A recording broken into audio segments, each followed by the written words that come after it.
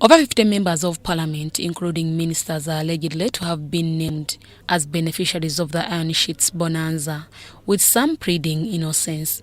Among the ministers who have so far faced the law include the Minister for KARAMOJA Affairs, Mary Chitutu, though she was recently granted bail of 10 million cash. The application for bail is a constitutional right. Whether you get it or not is discretionary and depending on a number of factors.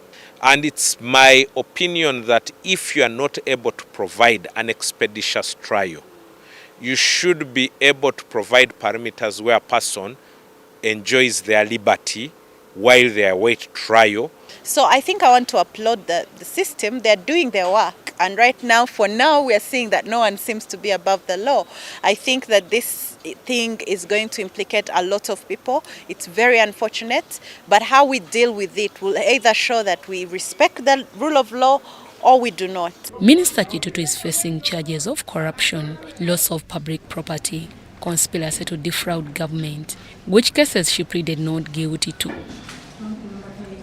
For the relevant authorities to put to book those suspected to have a hand in the KARAMOJA Iron Sheets saga, this saw State Minister for Finance Amos Lugolobi being arrested and is now pending prosecution. Minister Lugolobi is alleged among the few beneficiaries who returned the Iron Sheets after a twist of inquiries over this issue.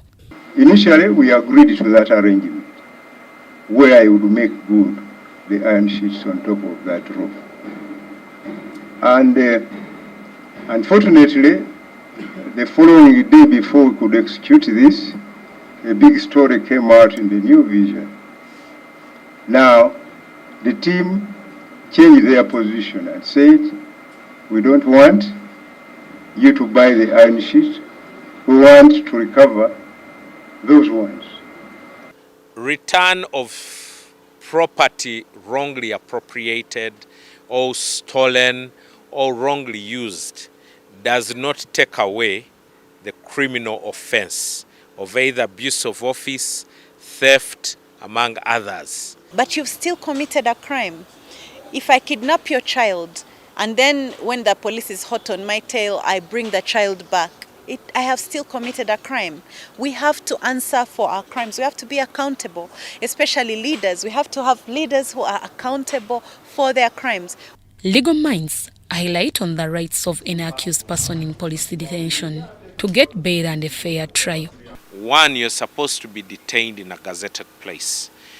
Some of the gazetted places include police, if you have not yet been committed, and prison, after you have been committed. He's given a right to be presumed innocent unless proven guilty. He has a right to medical treatment. He has a right to access his family, to access a lawyer. You are required constitutionally and by law to be produced in a court of law within 48 hours. It doesn't matter whether you are still investigating, whether you feel this person is a hardcore criminal.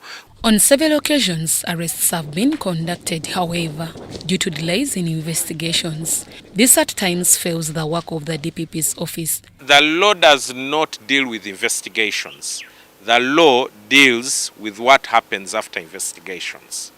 And so if you are investigating and you feel you are not ready to charge, there are two things. One, do not arrest. An accused person has rights. An accused person is supposed to be presumed innocent until proven guilty.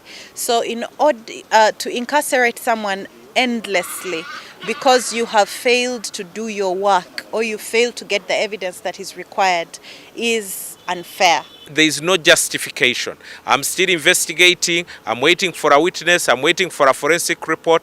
48 hours you have before you produce a person before a court of law. Under circumstances that investigations are still pending, some courts are compelled to remand the suspect if he or she is not granted bail. However, legal minds say this at times infringes on the rights of the accused. There is what we call the mandatory remand period.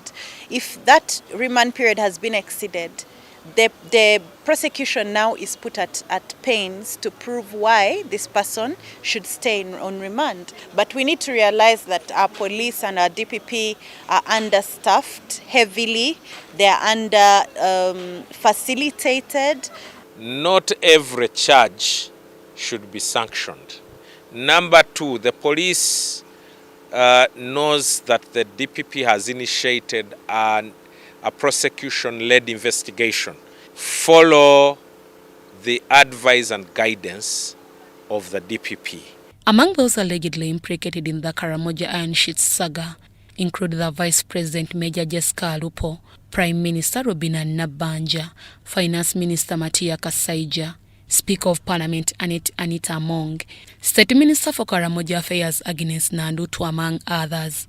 While the people of KARAMOJA deserve justice, even those accused equally deserve justice. In all this, we say due process should be followed. We don't want suspected criminals walking all over the place, showing people that there is no justice, there's no one doing something. At the same time, I'm wondering, the people at the center of this, the KARAMOJA people, what are we doing for them? These iron sheets that have been returned, they've been taken to KARAMOJA, or are they lying somewhere rusting as evidence? We also need to understand. Inze Namamonde Deborah akusakidde bino.